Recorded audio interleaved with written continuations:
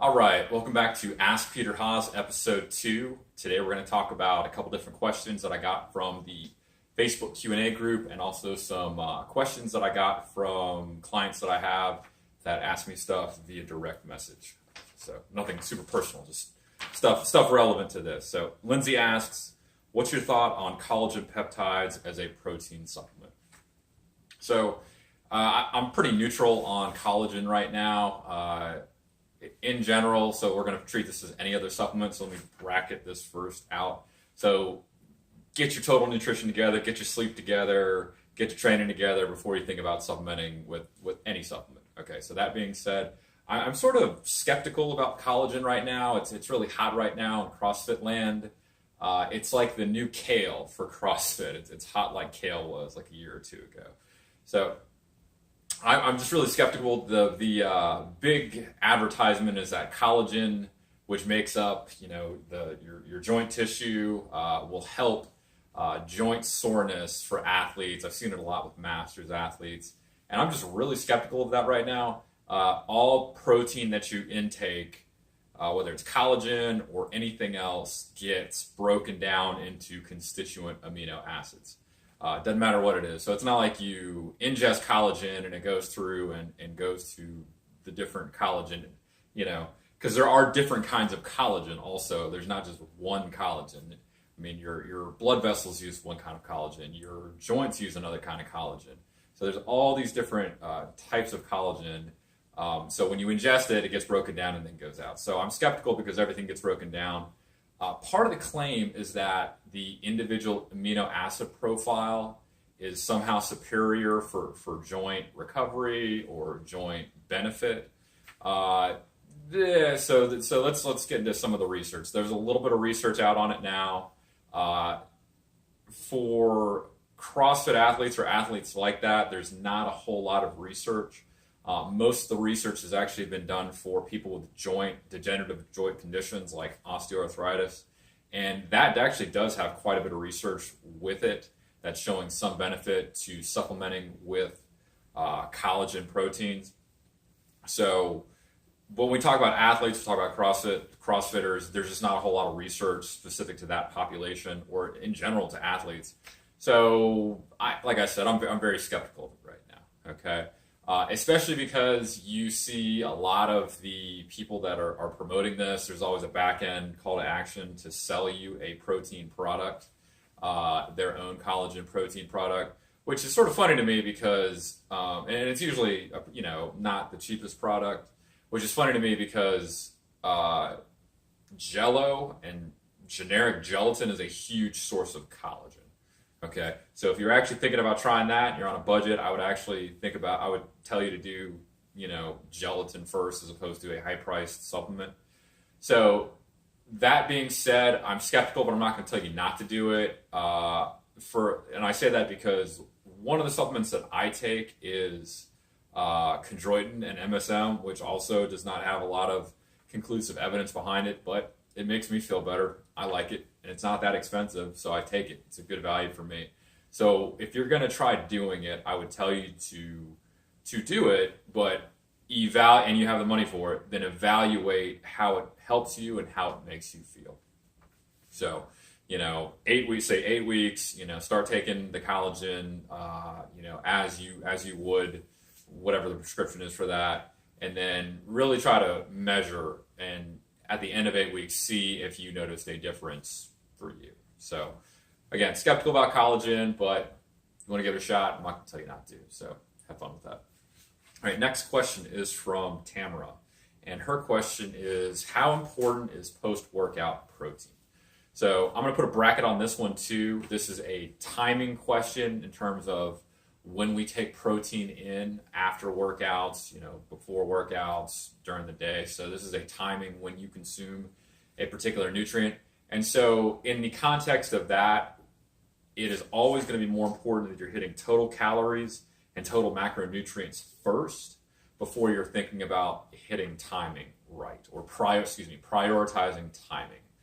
And I say that because, for an example, if you're only taking in 50 grams of protein a day as like a 200-pound male, then you should look at increasing your total intake of protein throughout the day, getting that closer to, depending on your body fat, 180, 200 grams of protein per day before you even really worry about timing, okay?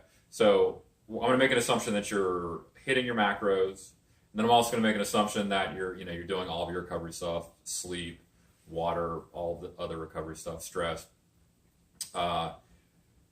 With post-workout timing, the best research that we have available, I'll summarize it, basically says that you need to have, as long as you've eaten within about 5 hours of that training time, then you'll be okay. So what do I mean by that? So if you normally train fasted in the morning, okay, so I work out in the mornings. I usually just have a banana, so no protein before that. So for somebody like me who has not consumed protein close to when I am exercising, it is more important, and I will realize a greater potential benefit by consuming protein immediately after my workout.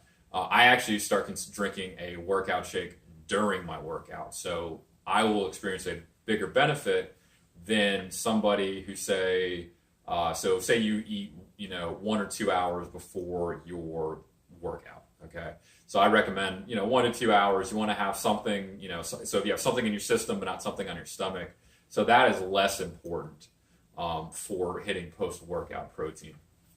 So in that case, if you have a solid meal 1 to 2 hours before you train, then if you got a shake, go and slam it afterwards, but it's not as important. You can wait 1 to maybe even 3 hours. You could do a whole food as opposed to a whey plus carbs shake for post-workout. So it really just matters when your last meal was before you actually trained, because you should still have an available amino acid pool to pull from muscle recovery. Okay. All right. Jack asks, I'm curious about getting back on macros. I've done it before and I had good success. He had a recent injury, so he's not that mobile, and I'd like to dial my diet in. Do you think the IIFYM calculator works? So he basically asked me which. So I'm going to take this as a general question for what's the best macro calculator. So particular to that, I went and checked out the IIFYM calculator on the IIFYM.com site. Looking at their questions, I think they're probably using the Catch-McCardle formula. Basically, the questions they ask leads me to believe that they're using some of the better calorie equations. And the numbers that he sent me look pretty close to what I actually recommend on my calculator, my basic calculator. So I'm going to say, hey, give it a shot. It's a good place to start. And that is the takeaway from this question, is that every single calculator is a guess. Okay, it's a educated guess, a start point. And what you have to do is run those numbers consistently for 2, 3, 4 weeks at least before you decide to make any. I would even say 4 weeks before you make any changes. I personally advocate running a 2-week baseline so you can get a weight stable phase and then do a cut or then do a mass. But if you're going to go straight into cutting, run those numbers and you have to see what happens. And this is the secret for all macros. This is the secret for my method, for macro wad, for anything that you do. You have to implement consistently, observe changes, and then adjust based on those changes. So if you run a particular calculator and you're trying to lose weight, if you're losing a pound or 2 a week, great. It's working out really well for you. Don't change anything. If you're not, you're going to have to drop your calories, drop your macros somewhere. And that's how it goes. And that's how you keep swimming and keep on moving along. So educated guess, observe, and then you have to adjust. Like my macros that I run right now don't conform to any calculator. They're macros that I've evolved over the course of, I think I hit 460 on MyFitnessPal.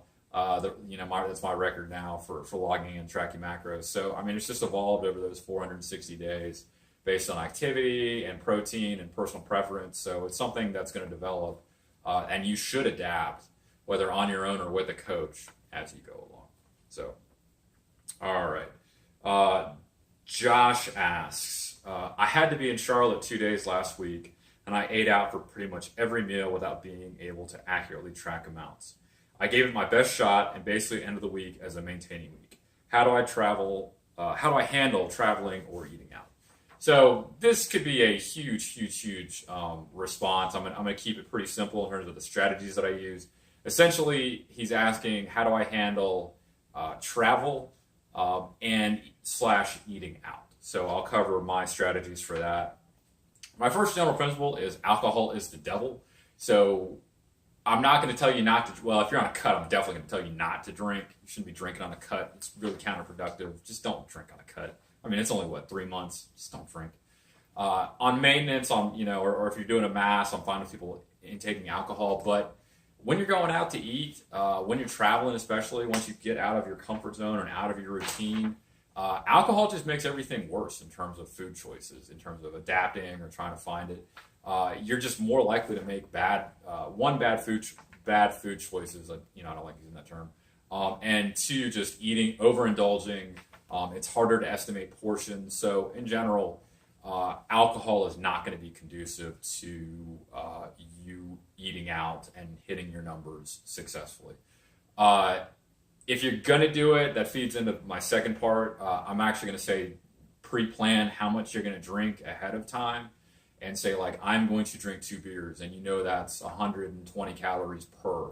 So you're going to go ahead and, why don't you go and log it, and then that'll help you kind of keep everything, fit.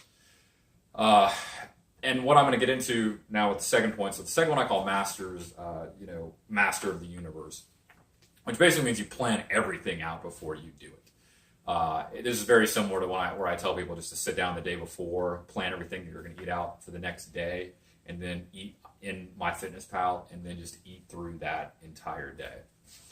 So you can do the same thing. So the more you plan and execute, the better off you'll be. So what do I mean? So you can do that a couple different ways. You can, if you're going on a trip, you can meal prep everything and throw everything into a Tupperware container. I know people that do that, and they are very successful people with hitting their macros. Make sure you take a cooler, plenty of cold packs, make sure you get a hotel with a refrigerator, but they definitely make that work for them.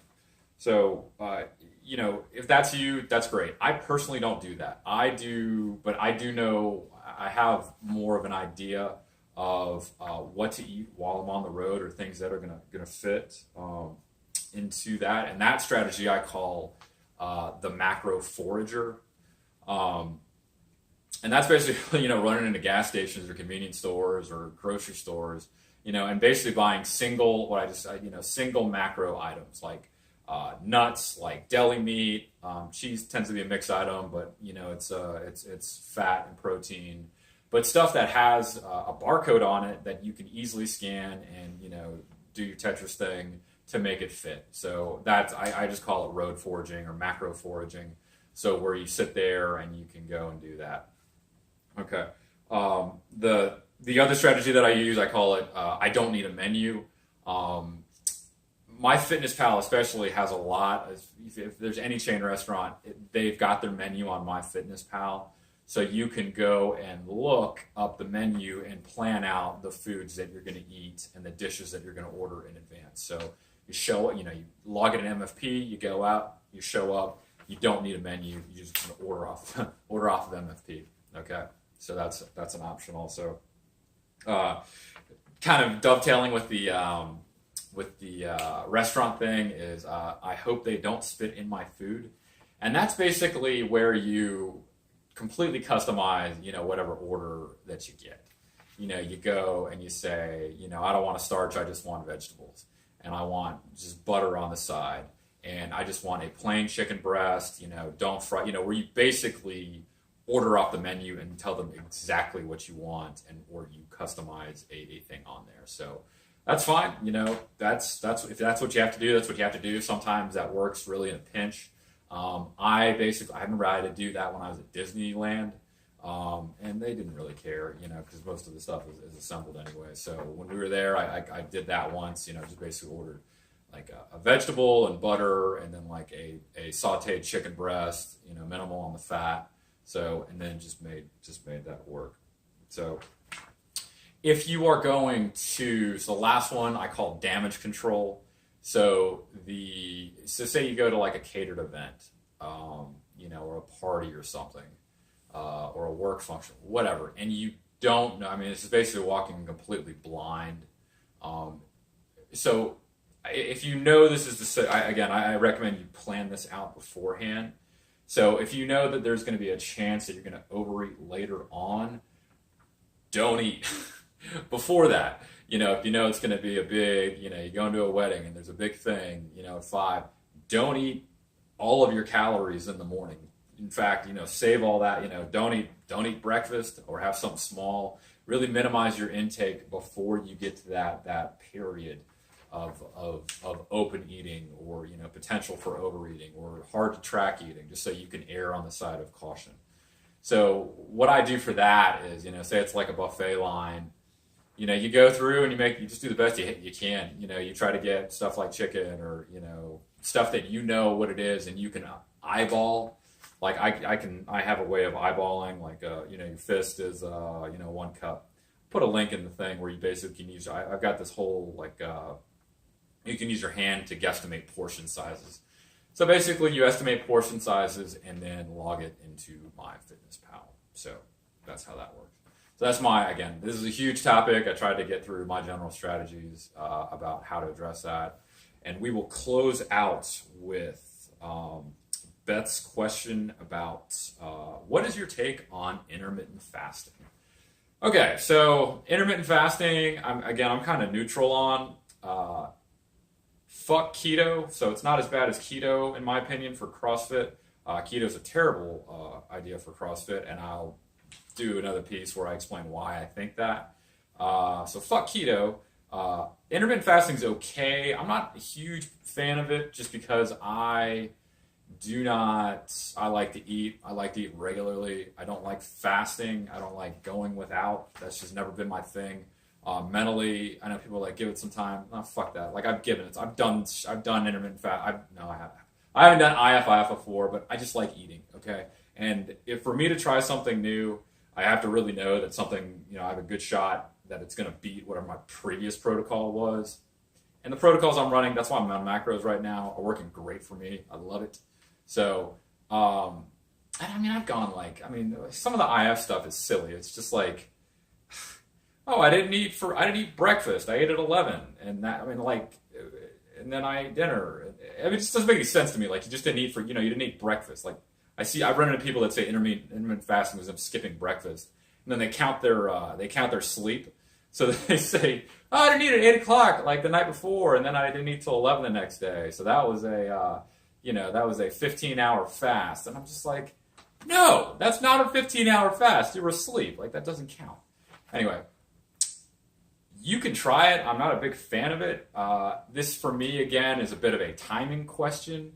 Should you evenly space your things apart during the day? I would say yes. It's going to help out with hunger. It's going to help deliver nutrients to your muscles. The only time I've actually had people saying they could give it a shot and see if it worked for them is on rest days, actually, not around training. Well, that's the other reason I don't like doing fast. I can't do fasted training. I hate fasted training. I do way, way worse with fasted training. So for me, fuck fasted training. But some people on rest days, I've found, if they do delay that and they compress their feeding window, they're not so craving. They don't have as many cravings if they can save it up and eat and compress their feeding window to between 12 and 8. So if that's considered intermittent fasting, that's the time I recommend it. Some people do the every other day IF thing. For me, people are going to tell me that IF is great for weight loss, and that slides into why any diet works, because if you're eating every other day, you're reducing your total weekly calories, okay, unless you're doubling up on the day that you're eating. I like doing macros because it's a very even approach to things, as being crazy. So if you want to do the every other day thing, that's fine. You're still going to be reducing your total weekly caloric intake. That being said, I just read a study. There is not any benefit to doing that versus macros. every single day. Again, I want to know it works better than a certain protocol. Like, don't tell me something's, for me where I am right now, like, don't tell me something's amazing and the best thing ever. If it's just basically an improvement on eating like a fucking asshole or eating like shit all the time. Like, it's amazing. I don't care if it's keto. I don't care if it's intermittent fasting. I don't care if it's Weight Watchers. If you're eating like a dumbass, then anything's an improvement, and you will get better off of that, okay? So for me, the research that I saw showed that intermittent fasting was not any superior to just using a macro approach, a true isocaloric approach to eating. So kind of similar to the collagen recommendation. If you want to give it a shot, but be honest with yourself about it. I'm not anti like I am about keto, and I'll go into that some other time. But all right, thanks for watching. I'll be back with episode 3 next week. If you got any more questions, be sure to go to Facebook, look up Master Your Macros, #AskPeterHaas. Jump into that and ask me some questions. Have a good one.